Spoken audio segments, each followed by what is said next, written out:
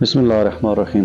السلام علیکم، میں ہوں سید منیب اور آپ دیکھ رہے ہیں میرا YouTube channel point of view by Syed Muneeb. Video شروع کرنے سے پہلے آپ سے ریکویسٹ ہے کہ اگر آپ نے میرا چینل سبسکرائب نہیں کیا تو چینل کو سبسکرائب کر دیں اور بیل آئیکن کا بٹن پریس کر دیں۔ 75 سال ہو گئے ہمیں آزادی حاصل کیے ہوئے، کیا ہمیں پاکستان کو 75 سال ہو گئے، لیکن ایک عام آدمی، ایک عام پاکستانی کی زندگی میں کوئی بہتری نہیں آئی۔ کیوں بہتری نہیں آئی؟ اس کے بہت سارے محرکات ہیں، اس کی بہت ساری وجوہات ہیں۔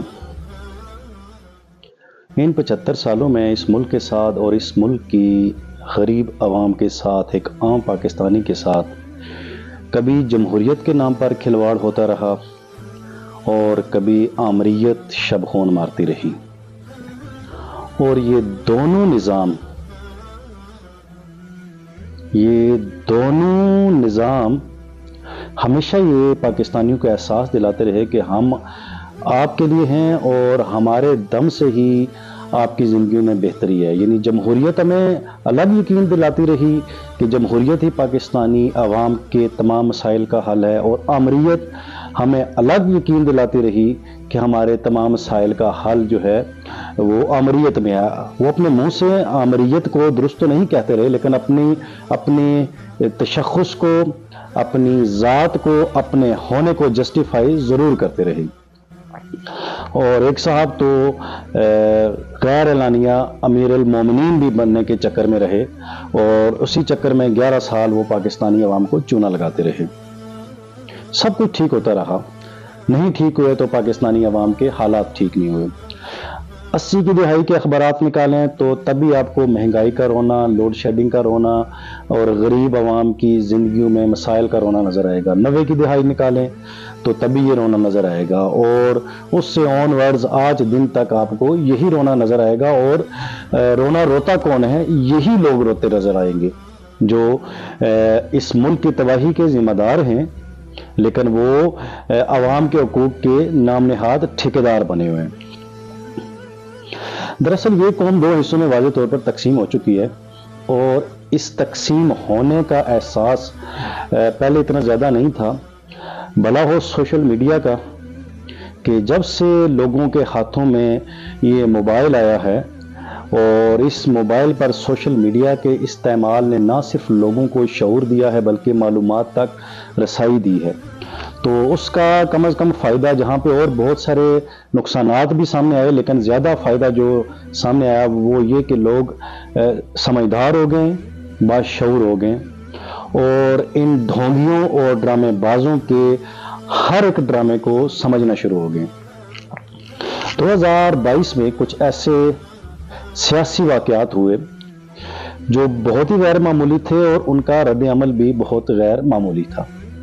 مثلا مجھے 90 کی دہائی یاد ہے کہ جب پہلی دفعہ پیپلز پارٹی کی، یعنی محترمہ بینظیر بھٹو کی حکومت گئی، تو پاکستان میں جشن منایا گیا کہ شکر ہے یہ حکومت گئی۔ اس کے 2-2.5 سال بعد پھر دوبارہ نواز شریف صاحب کی حکومت گئی، تو تب اس قوم نے جشن منایا۔ اچھا، پھر 1999 میں جب مارشل لا لگایا جنرل پرویز مشرف نے اور نواز شریف کے جانے پہ، تبھی لوگوں نے مٹھائیاں تقسیم کی تھی۔ یہ پورا عشرہ جو ہے 90 کا، یہ مٹھائیاں تقسیم کرنے میں ہی گزر گیا۔ یعنی جس کی حکومت جاتی، عوام سڑکوں پہ آ جاتے۔ ایکچولی عوام کے دماغوں کو برین واش اس طرح سے کیا گیا تھا کہ وہ ہر حکومت کی جانے پہ خوشی محسوس کرتے، اور انہیں امید ہوتی کہ اب ہمارے مسائل کا حل سامنے آئے گا۔ اس کے پس پردہ یہ سارا برین واشنگ کا فریضہ کون سارا انجام دیتا تھا، یہ 2022 میں ہمیں پتا صحیح طریقے سے لگا۔ سیاستدانوں کو اس چیز کا پتا تھا کہ یہ کھلواڑ ہمارے ساتھ کون کر رہا ہے، لیکن چونکہ ان کی فائلیں کھلواڑ کرنے والوں کے پاس ہوتی تھی، اس وجہ سے وہ بلیک میل ہو جاتے اور وہ کھل کے بات نہیں کرتے تھے، بلکہ اس کو تقدیر کا لکھا سمجھ کے قبول کر لیتے تھے۔ اور ویسے بھی دامن انسان کا اپنا صاف نہ ہو تو انسان پھر ذرا آنکھ اٹھا کے کم ہی بات کرتا ہے۔ 2022 تھوڑا سا ڈیفرنٹ ہو گیا کام۔ یہاں پہ تحریک عدم اعتماد کے نتیجے میں ایک حکومت کو چلتا کیا گیا. چلتا کرنے والوں نے ظاہراً اور ان کے پس پردہ ہاتھوں نے یہ سمجھا کہ اس طرح بھی قوم خوشی منائے گی، لیکن یہاں پہ الٹ ہو گیا اور لوگ سڑکوں پہ نکل آئے. خیر، میں اس موضوع پہ نہیں بات کروں گا کہ کیا ہوا، کیوں ہوا، کیسے ہوا. میرا جو موضوع تھا وہ دراصل یہ تھا کہ اس ملک کے عوام بہرحال ہر صورت چکی میں پستے رہے ہیں اور اب تک ایسے ہی پستے چلے آ رہے ہیں.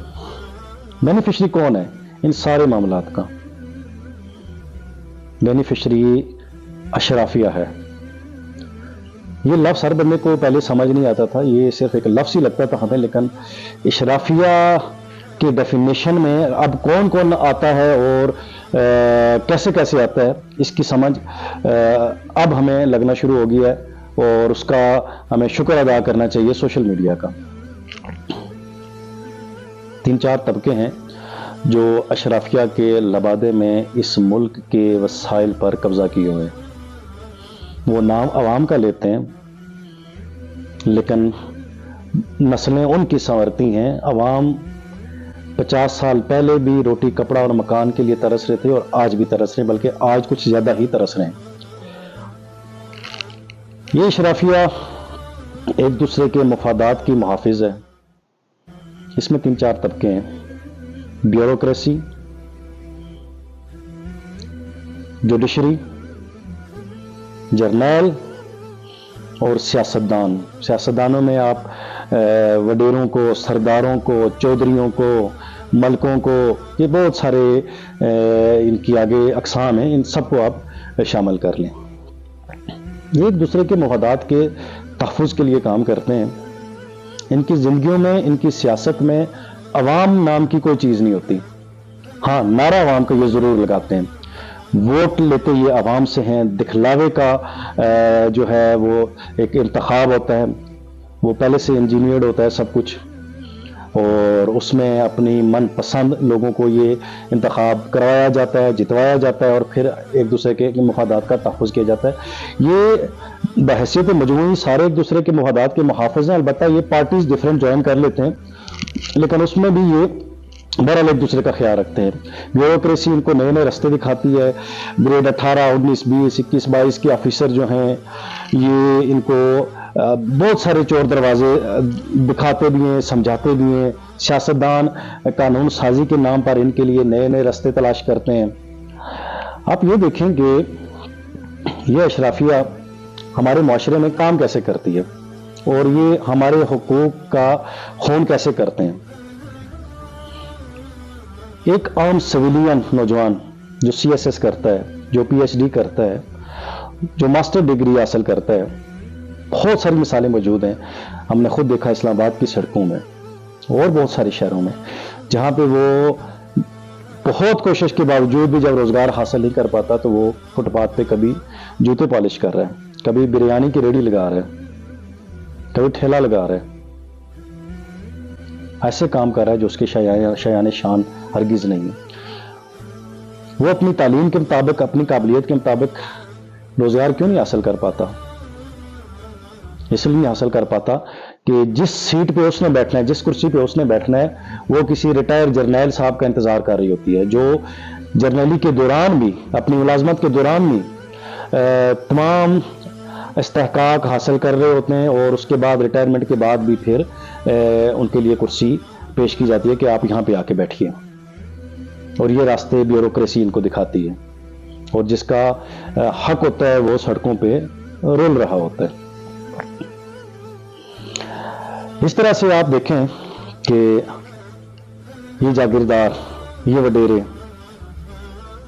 یہ کسی بھی پوسٹ پر کسی عام انسان کو، کسی عام سویلین پاکستانی کو برداشت نہیں کرتے. یہ استحقاق سمجھتے ہیں، یہ اپنا حق سمجھتے ہیں کہ میرے بیٹے یا میرے خاندان کے لوگوں کا ان چیزوں پہ حق ہے. یہ سیاست پہ بھی کسی عام انسان کو نہیں آنے دیتے، یہ اپنی اولادوں کو اس کا حقدار سمجھتے ہیں. یہ موروثی سیاست جو ہے یہ اس کی ایک سب سے بڑی علامت ہے.